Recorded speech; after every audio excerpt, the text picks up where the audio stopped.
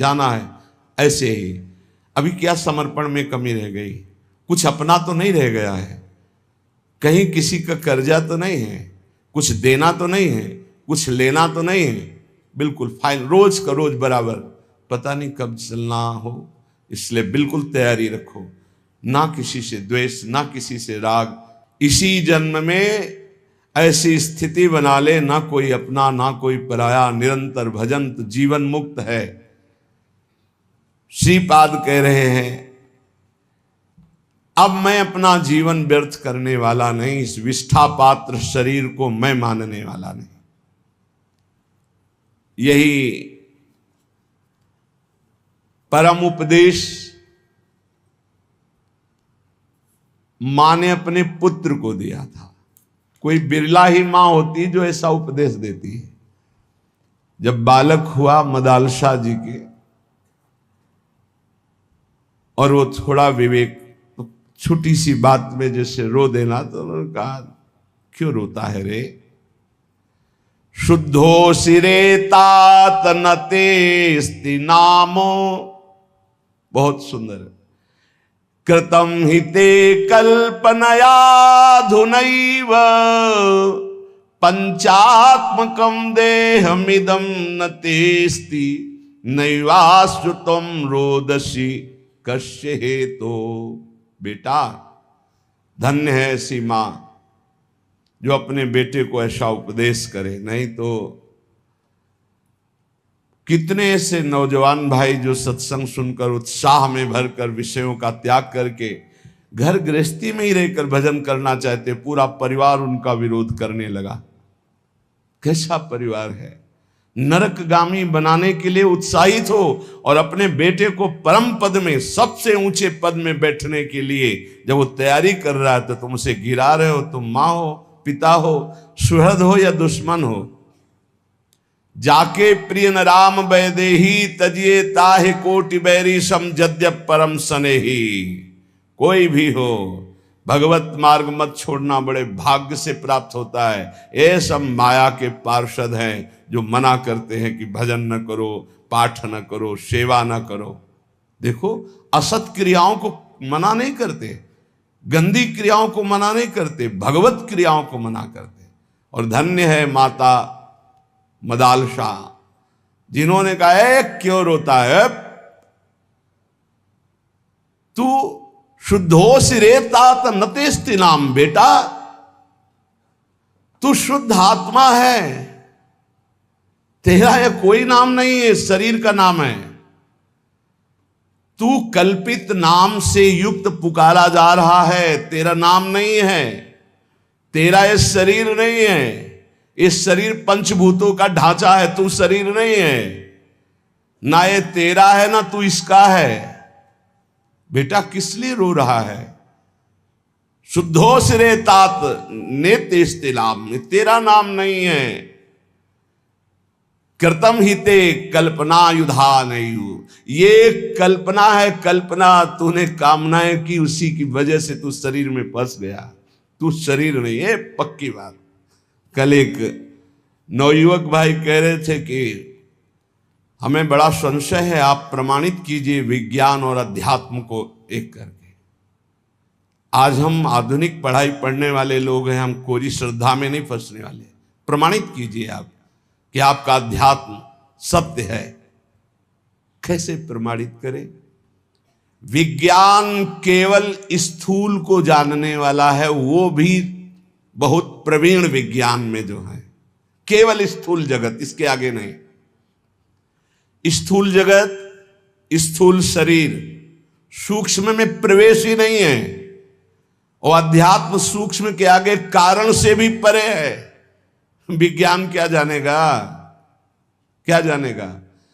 विज्ञान केवल स्थूल जगत, स्थूल ढांचा, इसी का केवल विज्ञान है और कोई विज्ञान नहीं।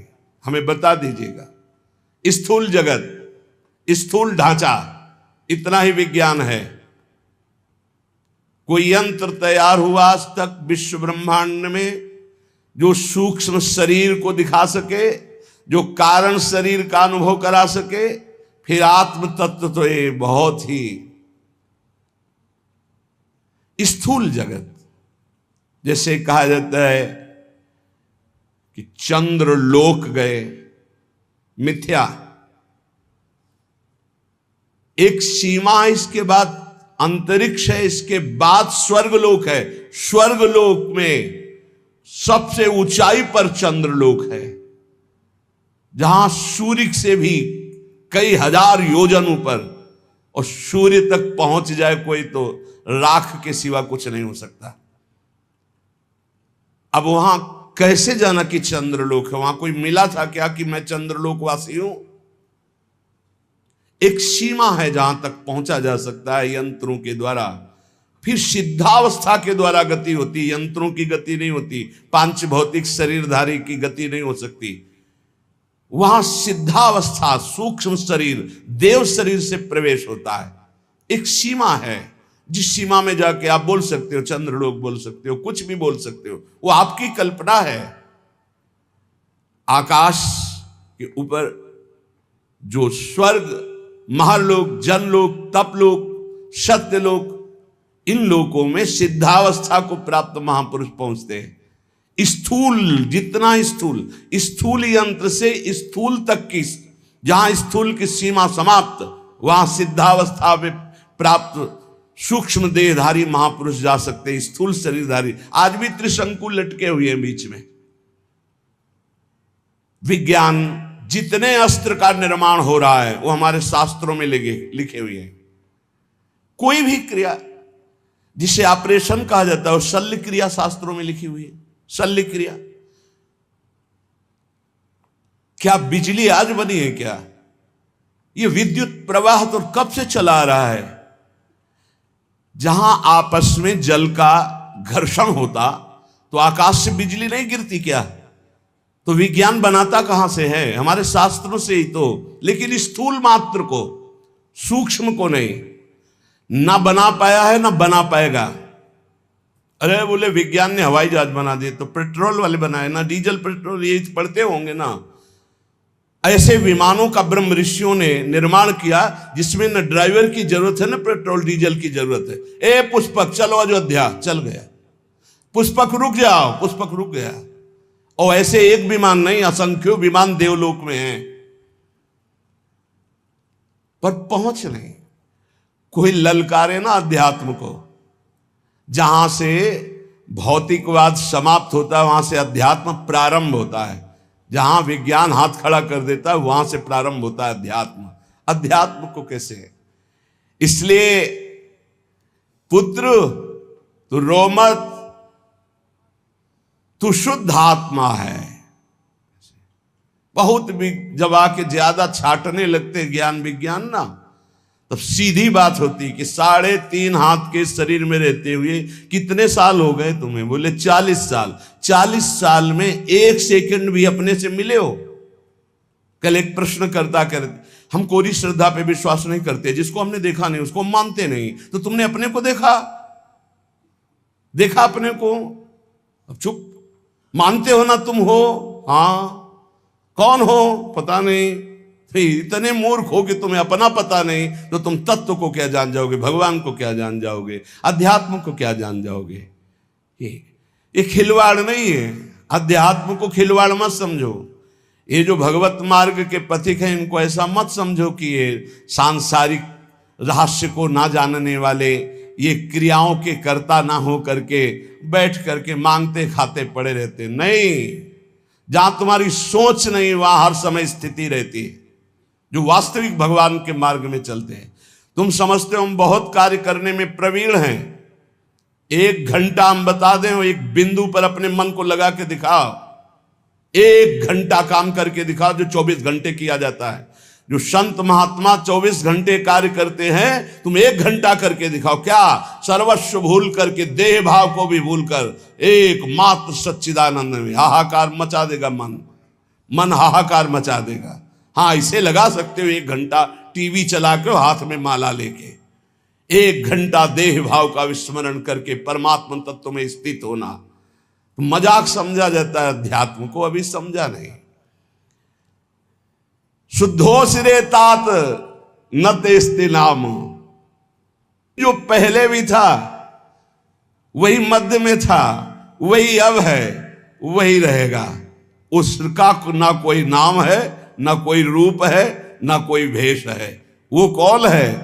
बोले शुद्धो सिरे तात न तेस्ति नामो कृतम हिते कल्पन याधुनैव पंचात्मकम देहमिदम न तेस्ति नई वास्तु तुम रोदसी कस्य हेतु। बेटा तू क्यों रो रहा है? तू शुद्ध बुद्ध परमात्मा अंश है, परमात्मा स्वरूप है। ये पांच भौतिक देह तेरा नाम नहीं है, ना तू देह है, ना ये तेरा देह है, ना देह का नाम तेरा है। किसके लिए रो रहा है? धन्य है माता ऐसी जो अपने पुत्र को शुद्ध ब्रह्म ज्ञान का उपदेश दिया। नवा भवान रोदिति वै स्वजन्मा शब्दो यमासाद्य महिष सूनुम विकल्पमाना विविधा गुणास्ते गुणाश्च बहुता सकलेन्द्रियेषु। तात तू समझ, ये रोना भी क्रिया तेरे में नहीं हो रही। तू आनंद स्वरूप है, तेरे में रोना कभी हो ही नहीं सकता। राजकुमार, ये तेरे शरीर का संबोधन किया जा रहा है, तेरा नहीं। ये इंद्रियां तेरी नहीं, तू इंद्रियों का नहीं, तो शुद्ध बुद्ध आत्मा है। तेरे में ना गुण है ना अवगुण, तो गुण और अवगुण दोनों से अतीत सच्चिदानंद स्वरूप है। देख, जो इस जगत में दुर्बल हो जाते हैं उन्हीं के ऊपर भूतों की आवेश वृत्ति होती है, दुखों की होती है। तो निर्बल नहीं तो सबल। जब ही चीख चीख के कहते हैं तू भगवान का अंश है, भगवत स्वरूप है, तू सब कुछ कर सकता, हिम्मत कर। जरा सी हार हो गई, जरा सा नुकसान हो गया, बोले आत्महत्या कर लेंगे, आत्महत्या कर लोगे। तुम समझते हो तुम कौन हो? भगवान का स्वरूप हो, भगवत स्वरूप हो। बेटा, इस जगत में जो दुर्बल बन गया मारा गया, दुर्बल नहीं, कभी परास्त नहीं होना, हारने पर भी परास्त नहीं होना। मैं भगवत अंश हूं। कोटि जगह जन्म लग रगर हमारी, बरौ संभनत रहो कुमारी। करोड़ जन्म तक मैं आराधना करूंगा और अपने इष्ट को प्राप्त करूंगा, मैं परास्त होने वालों में नहीं। ऐसा ये अन्न जल खान पान तेरा नहीं है, प्राणों का पोषण है। धन्य है मां, कैसा सुंदर वेदांत। पांच भौतिक शरीर की पुष्टि होती है इन अन्न जल और भोजन पदार्थों से, तेरी नहीं। तू शुद्ध आत्मा है, तुझे किसी भी पौष्टिकता की जरूरत नहीं। ना आत्मा की वृद्धि होती है ना क्षय होती है, वो एक रस होता है। तू अपने इस देह रूपी चोले को आज ही मरा हुआ मान ले, जीर्ण शीर्ण मान ले, मोह मत कर। शुभाशुभ कर्मों का परिणाम ये देह है, तू नहीं। बिल्कुल अमृतमय बात। यही गंगा किनारे का जीवन था जो मदाल शाह जी का उपदेश है। कोई जीव तेरे पिता के रूप में प्रसिद्ध है, कोई जीव पुत्र के रूप में, कोई जीव तेरी माता के रूप में, कोई जीव स्त्री के रूप में, कोई मेरा कह के अपनाया है, कोई मेरा नहीं ये कह के त्यागा गया, पराया है। बेटा, ये सब नानात्व माया का रूप है, तो शुद्ध परमात्म स्वरूप है। कोई किसी का माता पिता भाई बंधु नहीं, एकमात्र परमात्मा विराजमान है। ये मायाकृत नानात्व है। ये समस्त भोग, यदि तू भोक्ता बनेगा तो दुख भोगेगा, सुख नहीं। जिसे तुम सुख समझते हो, ये सुख की छाया है, समझ पड़ती नहीं, यही गिरधर की माया है। दुख भोगेगा अगर भोक्ता बनेगा। ये मूढ़ चित्त मानव उद्धार करने के लिए अपना आया है, पर वो भोगों में फंस के फिर मलिन हो जाता है, सोचता मैं सुख प्राप्ति का उपाय कर रहा हूं। बेटा, जो विद्वान है वो कभी अंतःकरण को मोह से आच्छादित नहीं होने देता, वो कभी भोग जनित सुखों को सुख नहीं मानता, इसलिए कभी दुख नहीं भोगता। बेटा कभी दुख में नहीं भोगना, तुझे महासुख में निमग्न होना है। बेटा इस मार्ग में चलने पर काम वेदना पीड़ित करती है। किसी का मुस्कुराना, किसी का रूप प्रदर्शन करना, ये हड्डी और मांस और चमड़े के लेप का प्रदर्शन है। मां बोल रही है मदालसा, किसी का मुस्कुराना, किसी का हाव भाव प्रकट करना, बेटा ये हड्डी के ऊपर लगे हुए मांस और चमड़े की चमक का प्रदर्शन है। तुम जिसे कहते हो बहुत सुंदर है, बहुत बढ़िया नेत्र है, बहुत सुंदर कपोल है, ये मायाकृत रचना है, कुछ नहीं है, मांस का लोथड़ा है, अंग प्रत्यंग ऊपर चमड़ी का लेप है क्या? नरक तुल्य शरीर, नरक तुल्य शरीर, बहुत सुंदर। बेटा तुमने ध्यान दिया, राज परिवार में जन्मे हो, जब सवारी पर चलते हो तो सवारी और होती, तुम और होते हो। ऐसे ही बेटा ये शरीर तुम्हारी सवारी है, ये शरीर और है, तुम और हो। सवारी में बैठा हुआ जैसे ये नहीं मान लेता कि मैं सवारी हूं, ऐसे बेटा इस शरीर में रहते हुए तो कभी मत मान कि मैं शरीर हूं। ये देह दृष्टिगोचर होता है, जो दृष्टिगोचर हो रहा है ये मायाकृत है, इसलिए मूर्खता का त्याग कर। धन्यो सिरे, धन्य है तू, मेरा पुत्र बना है। ब्रह्मबोध संपन्न ये माता है, हर पुत्र को भगवत प्राप्त महात्मा। जब आखिरी पुत्र को राजा ने कहा कि मुझे दे दो, मेरा भी अधिकार है, जैसे माता का अधिकार है, तब उससे कहा कि बेटा मैं तुम्हें परम हित की बात बता रही हूं, प्रतिदिन बिना ब्रह्म ऋषियों को भोजन कराए भोजन मत पाना।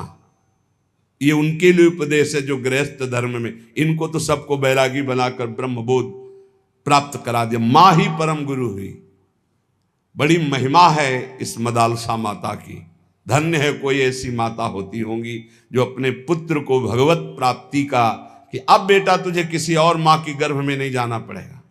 मैं प्रण करती हूं, अपने पति से कहा था मदालसा जी ने, अगर मेरे गर्भ में जो भी जीव आएंगे तो उनको ब्रह्मबोध करा के ही छोड़ूंगी, दोबारा किसी मां के गर्भ में जाए ऐसा नहीं होने दूंगी। जब आखिरी पुत्र को रोक लिया तब उन्होंने कहा बेटा बिना ब्रह्म ऋषियों को भोजन कराए भोजन मत करना। बंधु बांधवों की इच्छाओं को पूर्ण करने की में तत्पर रहना। किसी की जैसे पदार्थ हैं, वस्तुएं हैं, पहले अपने बड़े बुजुर्गों को, बालकों को, सबको देके फिर प्रयोग करें। अपने हृदय में सदैव सबकी भलाई का ध्यान रखना। गृहस्थ धर्म में रहते हुए ये बातें समझ लीजिए। धन्य है वो जिनकी रसोई में कोई अतिथि रोज पाते रहते, संत महात्मा वैष्णव जन। इसीलिए ब्रजवासी जन धन्य है। 2500 संत जो है रोज माँ धूकरी मांगते इनके दरवाजे में। अब तो कलिकाल का समय आ गया तो गांव नगरों में अब वैसी लाभ वृत्ति नहीं रह गई, क्योंकि संत जन धाम और तीर्थों का आश्रय लेके भजन करने लगे। अब भ्रमण करें तो लोग कहते हैं बच्चा चोर है, मार डालते हैं, घेर लेते हैं, लाठियां चलाते हैं। कैसा प्रभाव कलयुग का है। अरे ऐसे घेर के सैकड़ों लोगों ने मिलकर के संतों को मारा कि पूछो मत, जैसे कोई जंगली जानवर आ गया हो। अरे भाई यदि तुम्हें लगा कि ये चोर है या ये अमुक है तो तुम्हें बंदी बना लेना चाहिए, कमरे में बंद कर देते, दिन में आप जांच करते। तुम इतने लोग थे, ऐसे कैसे मार दे। तो आजकल भ्रमण का भी समय नहीं रह गया। नहीं तो पहले सब नगर गांवों को सौभाग्य मिलता था, दंडी सन्यासी वैष्णव जन जा जाकर के भिक्षान्न पाते, उनकी बुद्धि शुद्ध होती। अब वो भी नहीं सौभाग्य गृहस्थों को रह गया। कहीं कहीं ऐसा सौभाग्य जो सदैव अपनी रसोई में बने हुए अन्न को गौग्रास निकालता है, पक्षियों के लिए निकालता है, अतिथि को भोजन कराता है, उसकी गृहस्थी पावन हो जाती है। गृहस्थ धर्म उसका पावन हो जाता है। अपने मन में सदैव श्री हरि के नाम का चिंतन करना, उनके ध्यान में रहना, काम क्रोधादि छह शत्रुओं को गृहस्थी में रहते हुए जीत लेना, और माया का आवरण तुम्हें ढक न पाए इसलिए सावधान रहना। जो धन के लिए धर्म का आश्रय लेता है, धन के लिए धर्म का आश्रय लेता है, उसका धन उसके परिवार की उन्नति कराता है। जो धन अधर्म से कमाता है उसके परिवार का पतन हो जाता है, नाश हो जाता है। धन का प्रयोग सदैव दूसरों के सुख के लिए उतना पर्याप्त है जितना अन्न पेट में चला जाए, वस्त्र, और बकाया परिवार की सेवा, राष्ट्र की सेवा, अन्य जनों को जिनको आवश्यक है उनकी सेवा। ये कमाने के लिए भेजे गए हो, ये ज्यादा जमा करने के चक्कर में मत पड़े, नहीं जमा रहेगा, वो जमा रहेगा, दूसरे ही उसका प्रयोग करेगा। आप तो ना सुकृत कर पाए, सदव्यय कर पाए, और ना उसका भोग कर पाए, व्यर्थ में आपका गया।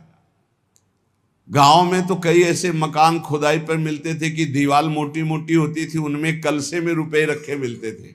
अब बोलो एक एक सिक्का जोड़कर मर गए, ना धर्म किया ना स्वयं भोग किया, और जमा ऐसे पड़ा रहा। इसलिए बेटा धर्म का आश्रय लेकर धन कमाना और उस धन का सदव्यय करना, सत्पुरुषों की सेवा में, सद्व्यवहार में। कभी पराई निंदा मत करना, ये मदालसा माता के, कभी पराई निंदा मत करना। विपत्ति से विपत्ति आ जाए तो भी किसी की निंदा मत करना। अगर कोई विपत्ति में पड़ा हो तो दौड़ करके उसका सहयोग करना। इस तरह तू आचरण करेगा तो तू भगवत प्राप्त हो ही जाएगा गृहस्थी में रहते हुए।